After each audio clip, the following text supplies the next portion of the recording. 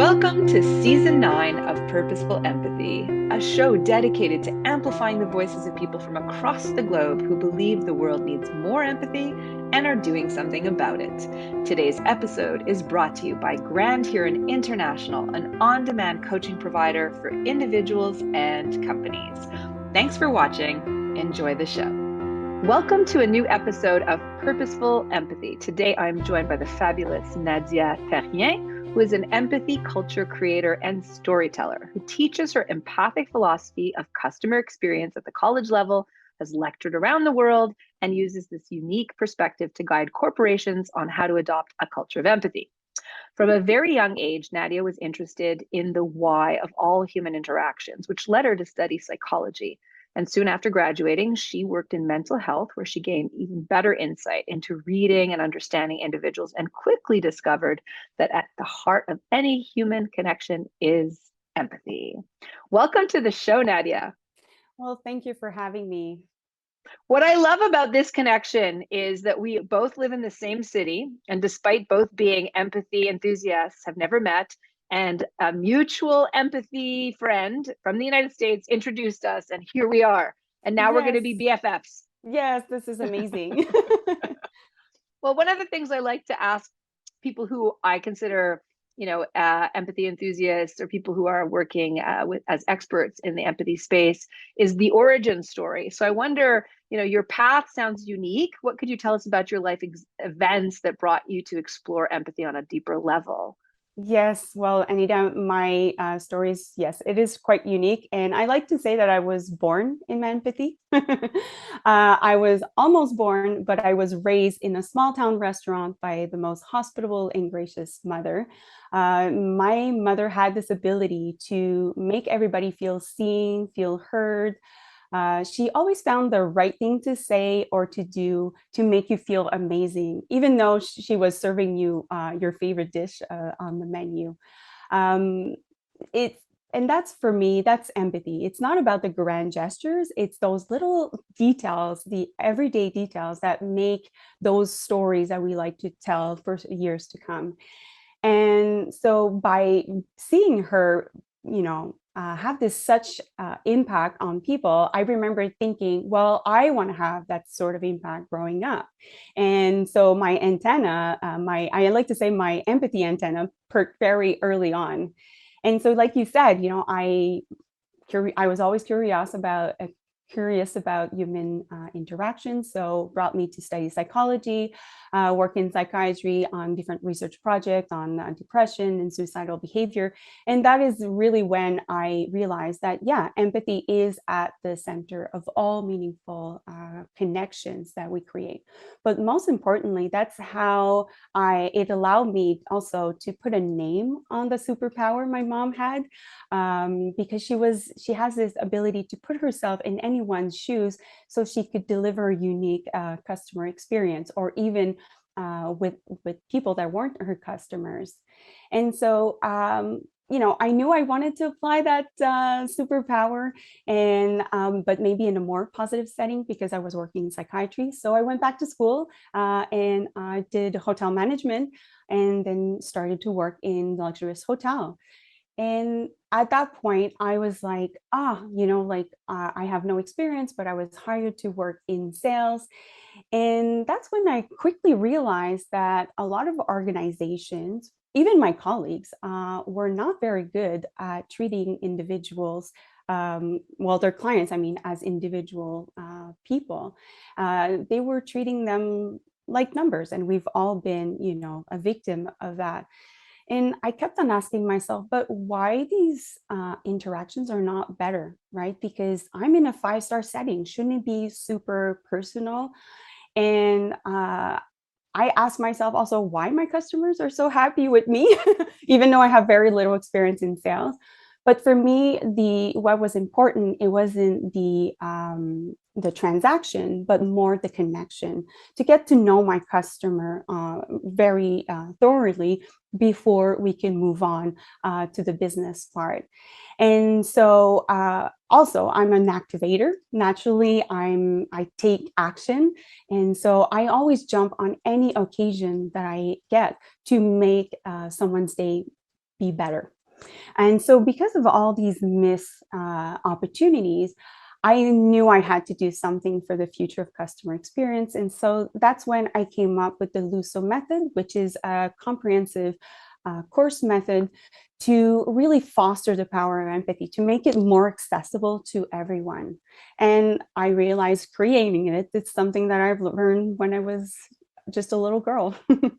Okay, and I know that we're going to go deep on this L.U.S.O method because I'm very curious to unpack that. But Mm-hmm. first, you okay? There's a couple of things. Thank you so much for sharing that story.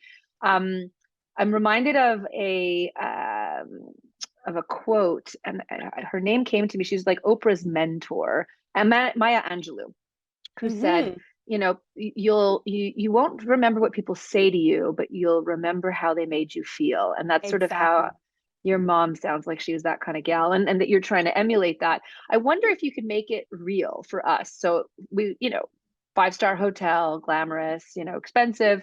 Can you give me an example of where you saw like a moment of lack of empathy and lack of connection, and another way to do it where all of a sudden the person really felt like you wanted to meet their needs? So just anecdotally. Oh, I have tons.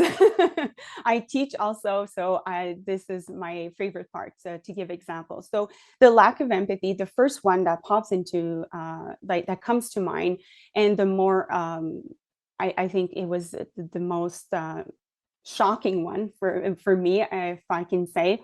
I used to, because I worked in sales, I would go to trade shows all the time, and I would see other colleagues from other hotels with their iPad and say, "Hey, this is my hotel. I have 362 rooms," da, da, da, da, like listing the grocery list of the hotel. And I was like, "Oh my God, this is who wants to hear that, right?" So that's when I said I was noticing that people were treated like numbers.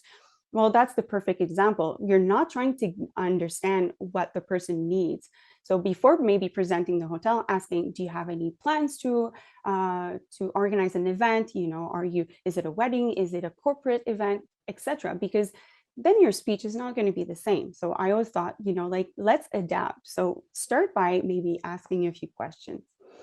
So this is my example, I would say, of like a big lack of empathy. And I saw it so often. Then an example, I'm going to use one of my examples. At the beginning of my new career, I was working in a big resort in Mexico. And one of my clients, she was new also at organizing these big incentive programs. And she had to organize one for a multinational company. And so she was under a lot of pressure. And I could see she sent me a lot of like different emails with questions. So I took the time, I called her and I said, "How can I assist you?" And so we started talking. And because I was interested in her most primarily, she started to say, "Oh my God, I'm so stressed out. This is my first event.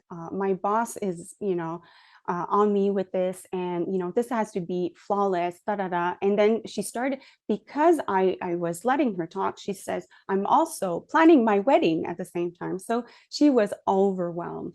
And so by hearing that, I could adapt to that. So I created some sort of cheat sheets for her, so she could just take and go to her boss and say, "Hey, here's the information." So to make sure that our event is going to be amazing. And I have to say, I was competing against a hotel that was about to open, a brand new hotel. Our hotel was halfly renovated.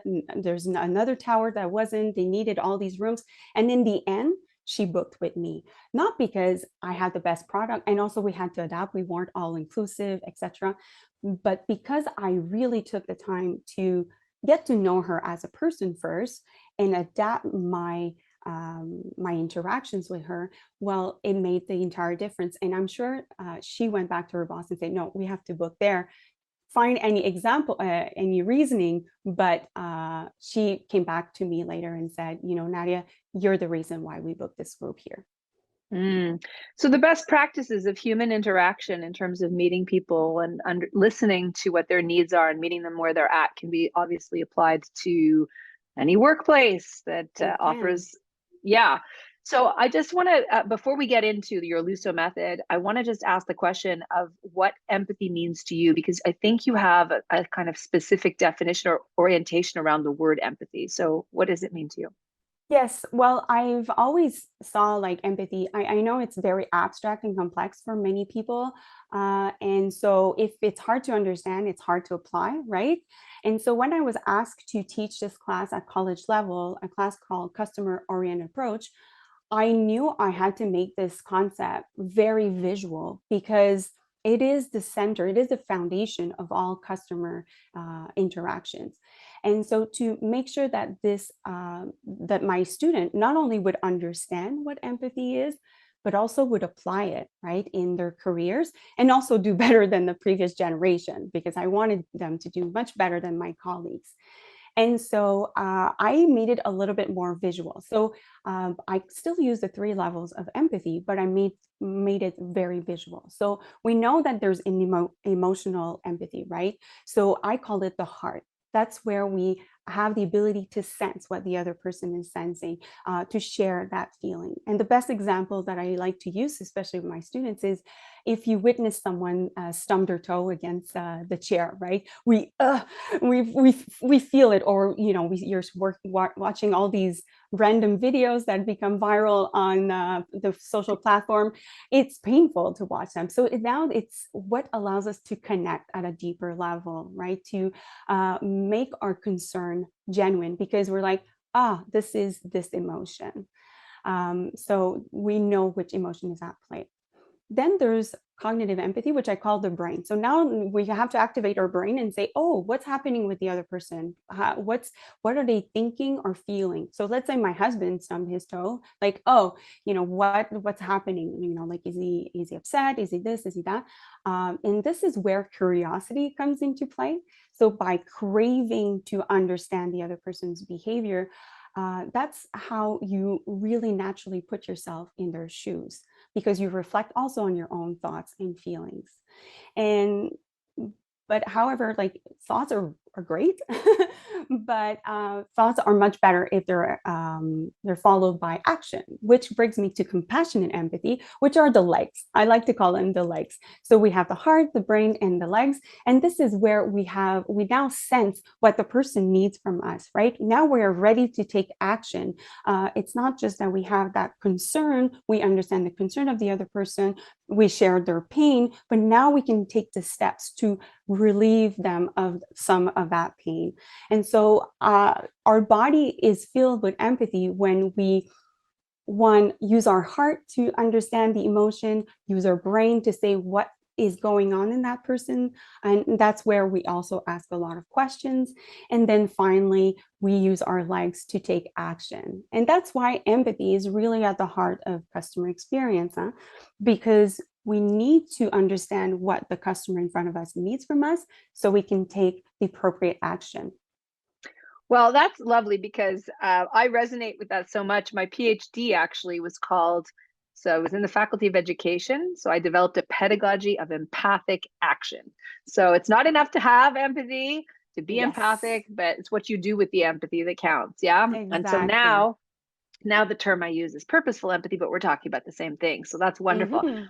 All right. So you mentioned your L.U.S.O method. I want to know what that means. So, Yes. how have you applied it? What is it about? And how can it sort of show up in our daily lives too?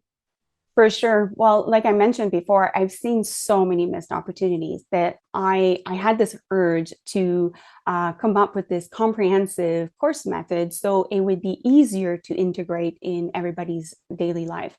And I thought, what a better way than to train the legs of the new generation. So after extensive research, what I've noticed is that there are actually 5 underlying skills to foster the power of empathy, to create genuine connections, to put ourselves in other people's shoes, and to be able to take action. So this L.U.S.O method also makes the path to the 3 levels so we can connect on a deeper level.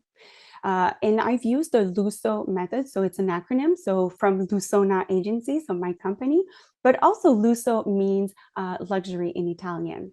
And I thought how appropriate, because, when you're on the receiving end of empathy, you feel like $1 million. So Mhm. it was just appropriate. So the first one is look inside. It's really self-awareness.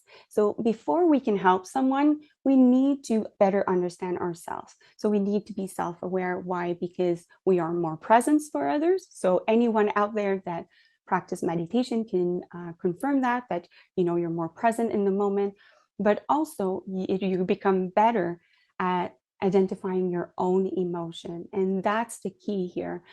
Because if you can label your emotions, which is very difficult for most of us, then you can also help someone else or understand if they're saying, they're sad or they're frustrated. Now you can really relate to that person. And this is really the foundation to emotional intelligence, right? So this leads me to my next point, which is you. Yes, Just before you move on, let me yes, just take this moment to say, you just said something very interesting about how if we're looking inwards and we're trying to understand how we feel, we think we have an emotion, but we also just think we have like 5 or 8 emotions. But are you familiar with Brené Brown's Atlas of the Heart, where she looked yes, at over, I don't know, like 80 emotions and describes how each one is different? It's fascinating how it we is. clump like sadness as the Mm-hmm. meta frame for a whole bunch of different things, or Yes. anger. So I really feel what you're trying to say about looking in and discerning how we're feeling. So that's the first one. Okay, second one. And yes, just to jump on that, my when I train people on this method, there's tons of little practical exercises, and the main one for this section is actually a column journal, not an actual journal. And so you write the emotion that you felt that day. So you do it at the end of the day. Write the emotion, the intensity, 1 to 10. Also, what kind of ripple effect it had, because, like if you're angry, maybe you're going to answer someone's text maybe more abruptly and etc. But also, I give them a list of these emotions so they can better, instead of saying I'm angry, well, there's different levels. So to better identify these emotions. So yeah, exactly what I do with and because people are always like, oh, a journal is going to be very complex, I don't have time. But no, it's just like the little columns and you just put them in. And then how you can also be aware that, oh, I tend to jump at these things, and so next time I can improve, which is part of emotional intelligence, right? That we can say, okay, is this really a 10? Maybe next time it's going to be a 5, or we'll start with a 6 and then go down. And so we can, that's when we say manage emotions. We don't suppress them. We just say, well, is it worth it that I get so worked up? So yeah, exactly. Mm-hmm. I Mm-hmm. totally agree. So yeah, so now we understand ourselves, so now we can better understand the other person. So because we've slowed down now, we can take this time to really try to understand them and understand their situation, what they're feeling, what they're thinking. And this is what makes our interactions better, right? So here we're starting to ask questions. So I like to call it, we collect the dots. So eventually we can connect the dots. And then the next letter is stay positive. And this should be present at all moment, at all times. Sorry, because the more positive attitude we have, the more again present we are for others. We all have this day where we're not feeling too good and we're kind of closed up and we don't really see what's happening around us. So having that positive attitude will really open us up and be more aware of what's happening. And also it makes us better at problem solving, at finding solutions, saying the right thing or doing the right thing for the person that's in front of us. And this is really the first step to good customer service, right? So you walk into a restaurant, you walk into a hotel, and you're greeted with this beautiful smile, this warm smile, welcome. And so this is really the start of it. And then we move on to the other S, which is say it after listening. And this is the communication part. And this is where we all have difficulty with it. We all struggle with practice, to practice active listening. It's so hard for us, right? We always want to jump in. We always, oh, I have a solution. Even before the person is done their sentence, we've all been guilty of that, right? So our friend is telling us their problem, we're like, oh, you should do this, right? But now it's not about us. It's about the other person, and it's about collecting those dots so we can eventually take action. But eventually, of course, there's no point in collecting all those dots if we're not going to put them into action. So, which leads me to O, which is open-minded. So this is where we take the time to take action. So we can't just propose the first thing that comes to mind, right? We really need to look at all those dots we've collected, and so we can offer a more personalized and unique experience to the person that's in front of us. Because, we all want that, that extra, right? So when we're on the giving end, we have to focus on those little details so we can beat expectation. And it's kind of like, the gift that we've all received and we're like, I've never mentioned I wanted that, but we did at some point, but that person really picked up on that and really wrote it down, kept it somewhere, and then used it in.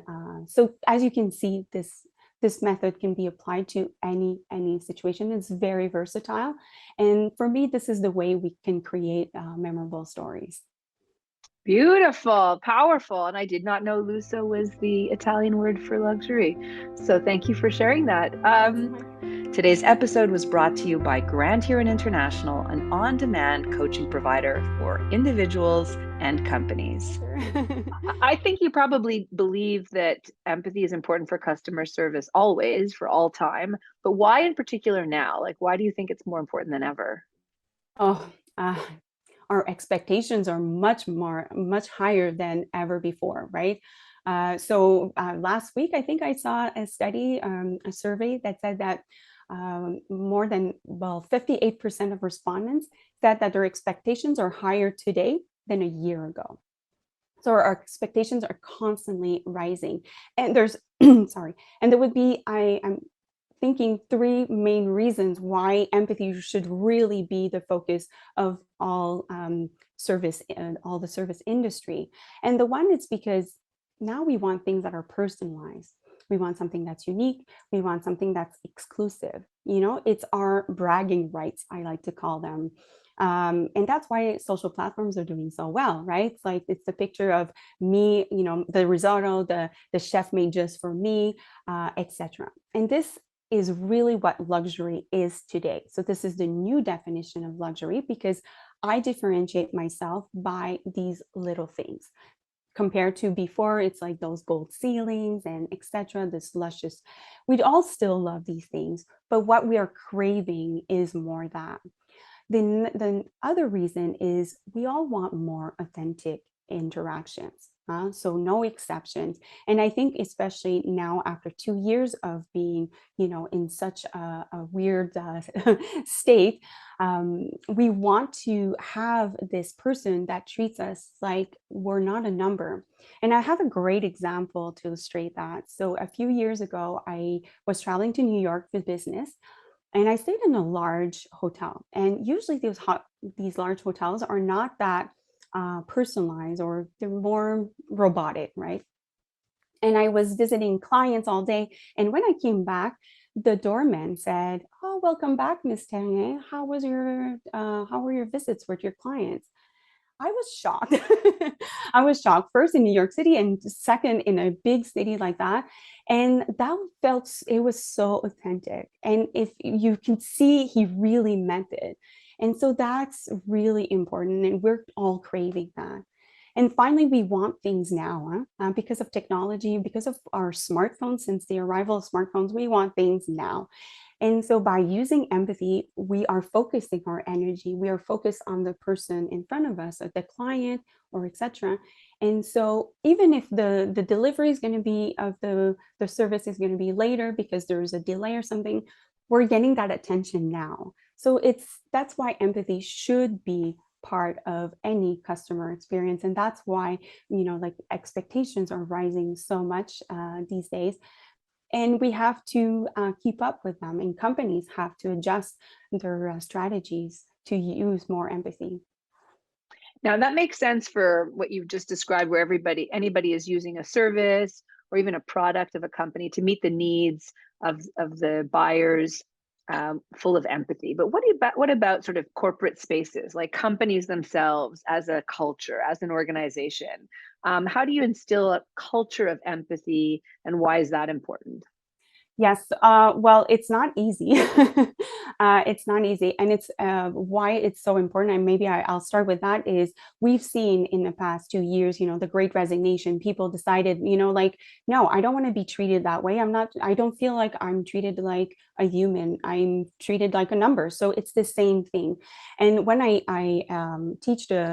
approach companies about the L.U.S.O method, I said, I can train your employees to offer better customer experience. But if you don't instill a culture of empathy in your organization, well, there's no point in me training your people because you have to walk the talk, right?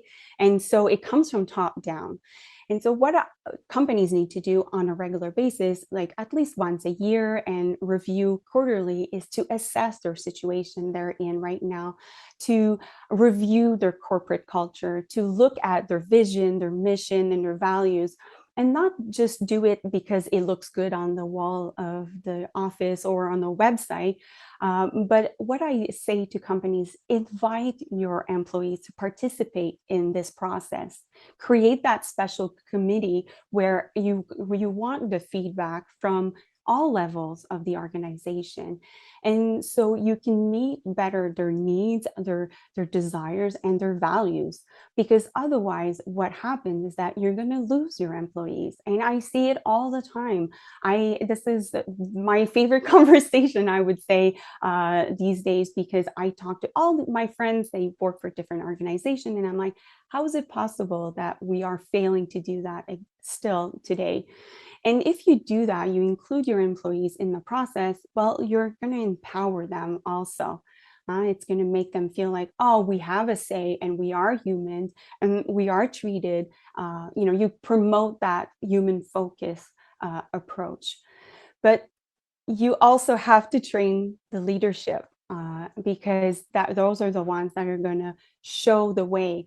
And recently, EY did a study, and in their survey, 90% of workers said that empathy leadership led to greater job satisfaction. 90%. So it's real, and companies are really behind. You have to train these leaders to become better at empathy so they can then be better leaders.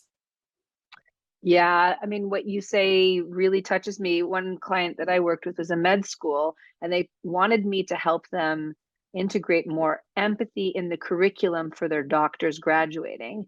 And I said, that sounds amazing. I'm happy to work with you, but that's very downstream. Why not start all the way from the beginning of the organization? And to their credit, they said yes.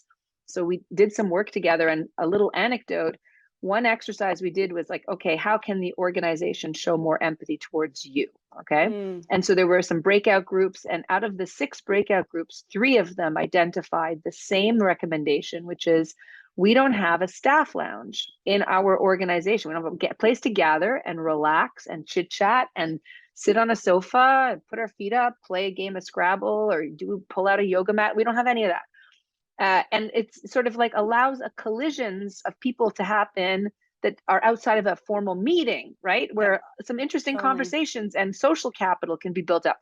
So, 3 out of the 6 subgroups came up with the same answer. And so, to the credit of the leadership, between that session and my final session with the group, there was a weekend where they removed everything from a big storage room that had photocopiers and all sorts of other supplies.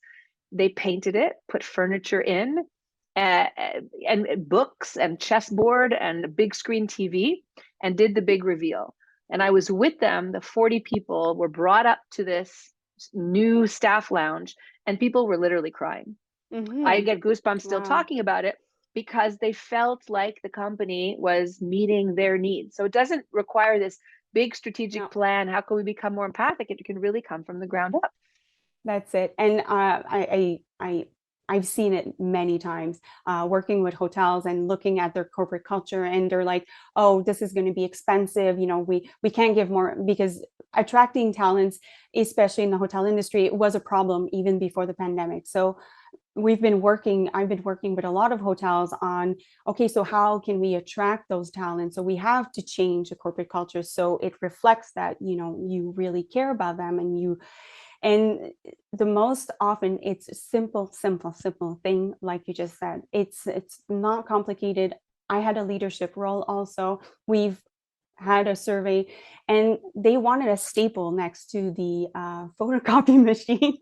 I mean, it's as simple as that. They're like, it's so frustrating because we are printing 6 copies of a contract for a client, then we have to run. So most of the time, they're not hard things, but if you do these little gestures, they feel seen, they feel heard, and that's what really makes a difference between empathy and no empathy. Beautiful. Okay, we are coming to the end of our conversation, which I've so adored. And I love asking my guests this one question, which is, when were you on the receiving end of empathy and what I call purposeful empathy? And how did that make you feel? Yes, well, I have a few, but there's one in particular that's very close to my heart. So, a few years back, I used to dance, and I was in this troupe, and I was supposed to perform 2 weeks later in Toronto. Long story, but I broke my hand just 2 weeks before the show. And so I thought it was something, I thought it was nothing, but eventually I needed surgery. It was the whole thing. But because I had surgery, my hand was in a cast. So I couldn't cook. And I lived by myself back then. So I was like, okay, what am I going to do? I can't just eat cereal. And so there's a cute little Indian restaurant close to my old house. I'm sure you know it. And I went there that day, and I used to go all the time. But when the owner saw me walk in, he's like, "Oh my God, what happened to you?" Really, like you could see he was genuinely concerned. And then so I told him the story, and he's like, "Oh my God, this is so sad." And I'm like, yeah. And I was having the most horrible day because I don't know if you've ever had a cast on a hand, but you have to wear sweatpants, you can't do your hair, you don't feel really great. So I was having just the worst day. And then he's like, "Oh my God, like, what do you need? How can I help you?" So I'm like, "Oh, I'll take, the usual." So he prepares my order. And just when the other employee, one of his employees is about to take, the naan bread and put it in the bag for another order, he says, "No, no, no, no, no, no. This is for her because I cut the naan bread for her." And I thought, "Oh my God, he's so sweet." I felt so, I almost broke down in tears because I was really having a rough time because I wasn't working. I couldn't see anyone. And I was also grieving the fact that I couldn't go to do my show in Toronto. But it made my day feel much better. He removed this weight off my shoulder, and I felt really special. I felt like, okay, this meant something to him. It was not just the transaction. And now, like, every time I see him, we start chatting, and I tell the story also to my students at school, and they love it, So yeah, that's my little story. And for those in Montreal who want to go to this Indian restaurant, would you share what the name of it is and where it is? Yes, it's the Tally one. It's on St. Mark's. It's a very small place, but the food is so great. And even though I moved now, I do the detour to get the food I know which one you're talking about. And there. earlier in your conversation, you described luxury, right? L.U.S.O means luxury in Italian. And you said, and when we're empathic towards another person, they feel like $1 million. And you just described this circumstance where this small little act of Yes. what happened to you and let me cut your naan bread allowed you to feel like $1 million despite you coming in feeling a different way. What a great Exactly. anecdote. Mhm. Super. Well, it has been a pleasure to have this conversation with you. We'll have information about how to reach out to you in the description of our show. And we'll wish all of our listeners and viewers a wonderful day. Thank you for watching Purposeful Empathy. We'll see you next week. What if you had access to your own council of coaches to help you break free of your thinking clutter, make that important decision, and liberate you from whatever is holding you back? At Grand Huron International, you get to choose the coach of your choice anytime from anywhere. Visit grandhuroninternational.ca and harness the power of on-demand coaching today.